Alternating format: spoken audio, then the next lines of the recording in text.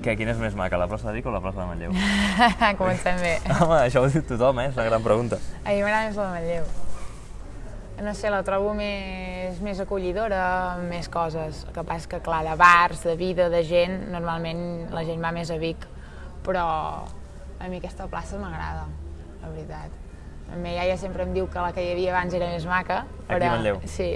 Que l'han canviat molt? Sí, abans no era peatonal, els cotxes passaven, hi havia una font, no hi havia sorra. És com que han imitat una mica la de Vic, el que passa és que hi hem ficat arbres, bancs, a la de Vic no hi ha arbres ni bancs, per tant amb això sí que és més diferent. Però la Vic sí que és una plaça molt gran de sorra. Sí. I aquí també ara hi han posat sorra. I vas molt a Vic o no? Sí. Però fas més vida aquí o a Vic? Ara aquí, clar, jo vaig estudiar a la UBIC, a CAFE. Vaig estar allà 4 anys, però vivia aquí i anava fent per Vic, sí, a comprar, sopar, no gaire cosa més. Tu tens amics per aquí per allà, no? Sí. Per la comarca d'Osona, sí, és on tinc més la gent. I ara ja has tornat, perquè fa 2 anys feia que estaves fora, a Gijón, jugant. Què tal l'experiència? Molt bé, molt guai, sí, molt.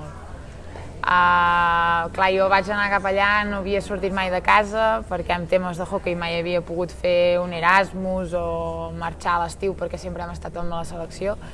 I això em va donar l'oportunitat de jugar a hoquei, marxar i a més estudiar. Allà vaig fer el màster de formació de professorat per ser professora d'educació física i entrenava un equip com a entrenadora i com a jugadora. I la veritat que molt bé, coneixes una altra manera de fer les coses, també t'espaviles perquè ja no t'ho fan tot el pare i la mare. I bé, m'ha ajudat molt a créixer personalment i he conegut persones molt maques que m'enduc.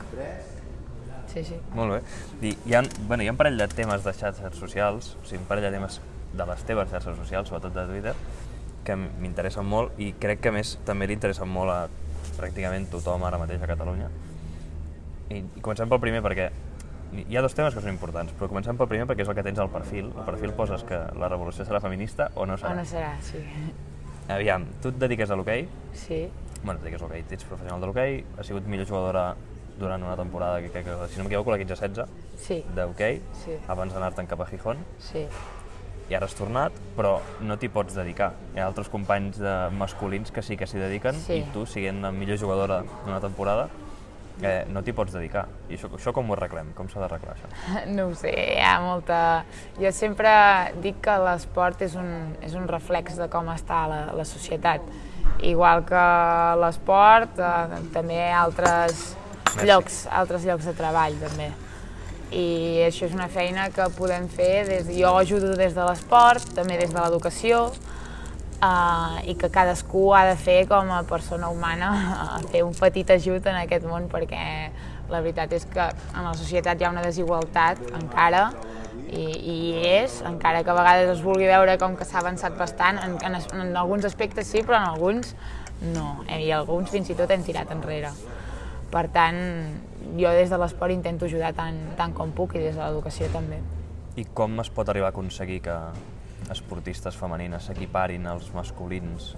Sobretot també que en quant a la formació d'entrenadors i entrenadores, que normalment en el femení sempre hi posen entrenadors i entrenadores poc formats, el cos tècnic sempre és molt més reduït, després les esportistes d'èlit moltes hem de treballar i hem d'estudiar, per tant el rendiment no pot ser el mateix d'un jugador que s'hi dedica a les 24 hores.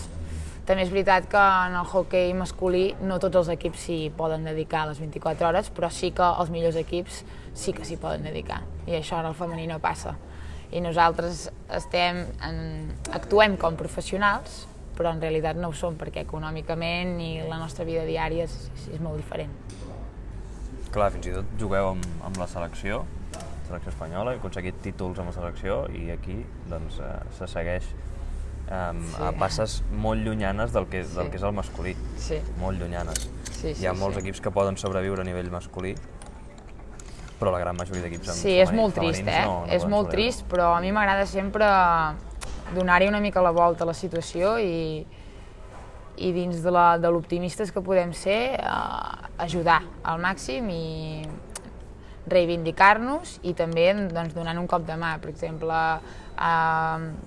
per això tinc ganes de fer-me entrenadora també. M'encanta l'educació, m'encanta l'esport, això és un mix de tot i pots formar a jugadors i jugadores amb una mentalitat diferent. També hi ha molt poques figures de dona com a entrenadora, perquè crec que també fa molta falta per anar avançant, i aquesta és una manera també de reivindicar-te i d'estar allà. El que passa és que normalment ho tenim més complicat. Sí, això sembla, que sempre estan les coses molt més complicades. No sé si... L'altre dia parlava amb el Gerard Esteve, el president de l'UFEC, i deia que es podria arribar a aplicar amb aquesta nova llei de l'esport que es planteja una discriminació positiva envers l'esport femení.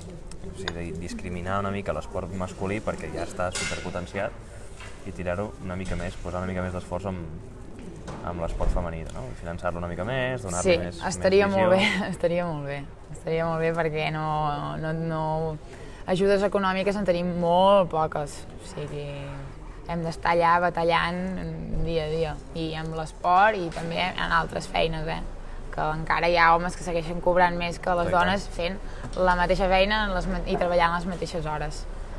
I això és molt trist que passi. No, i tant, i a més una societat que... Però per això ens reivindiquem cada dia i jo, la gent que tinc al voltant, doncs intento parlar-hi, intento obrir també mentalitats i aprendre de la gent que tinc al costat. I jo crec que mica en mica anem fent passos. I aquí t'has hagut de buscar una altra feina, entenc? Sí. Ara jo busco feina per ser professora d'educació física de secundària. El que passa és que està molt difícil, les llistes encara no s'han obert, no m'he pogut apuntar i estic buscant feina. Per tant, el que estic fent ara he trobat feina de menjadors a Torelló, a l'escola Marta Mata, i estic treballant allà de 12 a 3. Fem activitats amb els nens i nenes, els hi servim el menjar i bé. També és relacionat amb l'educació, però clar, són poques hores, el sou tampoc em dona molt, però bueno, per aquí es comença també. I a Gijón vas treballar també? A Gijón feia d'entrenadora i estudiava el màster. Sí. Bueno, i un altre aspecte, que a més el vas posar-ho ahir,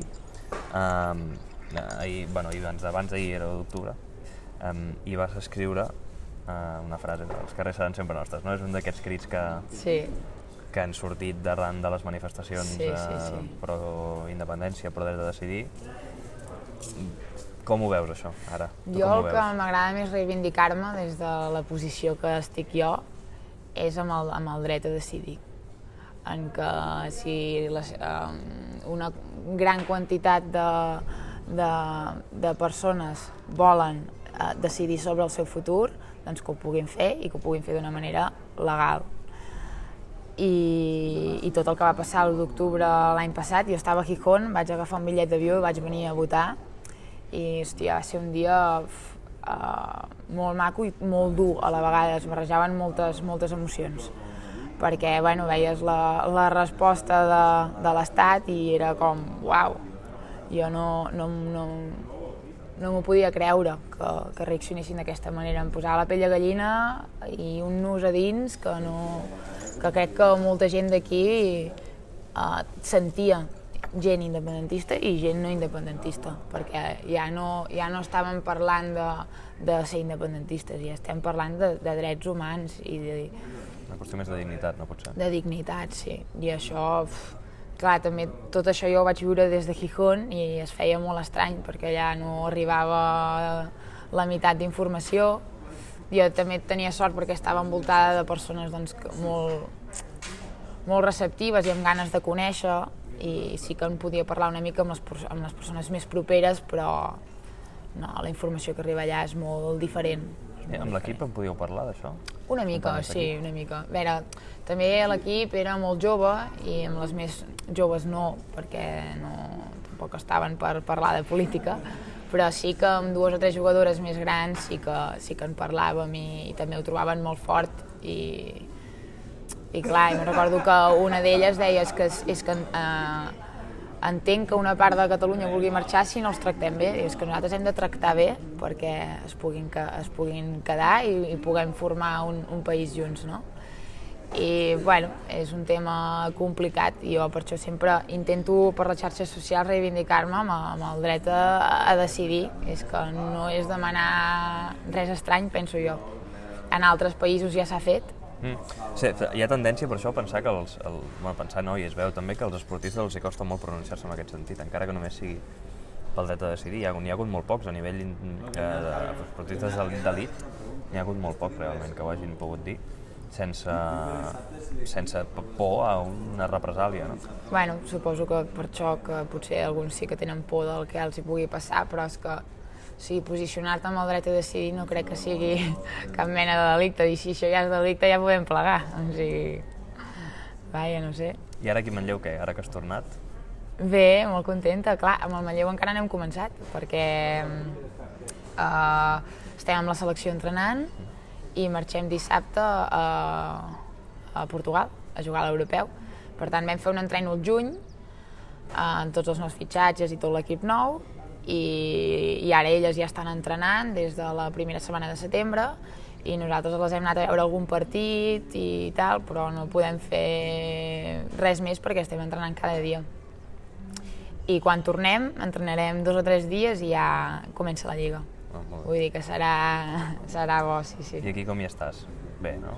Molt bé, a mi Manlleu m'agrada molt, vull dir, he viscut tota la vida, hi tinc la família, les amistats, el club és on he estat gairebé sempre, vaig estar 4 anys a Voltregà, però la resta d'anys de la meva vida que he jugat a hoquei ha estat aquí, m'hi sento molt bé, també l'equip ara és nou i també m'hauré d'adaptar perquè han canviat jugadores, i després pel que fa a les amistats i al poble és que m'hi sento molt còmode, amb això sí que ho tinc fàcil. Clar, perquè de ser d'aquí de tota la vida i jugar amb l'equip d'aquí, l'experiència de Gijón segur que va ser boníssima, però t'hauries tenir ganes també de tornar a casa, no?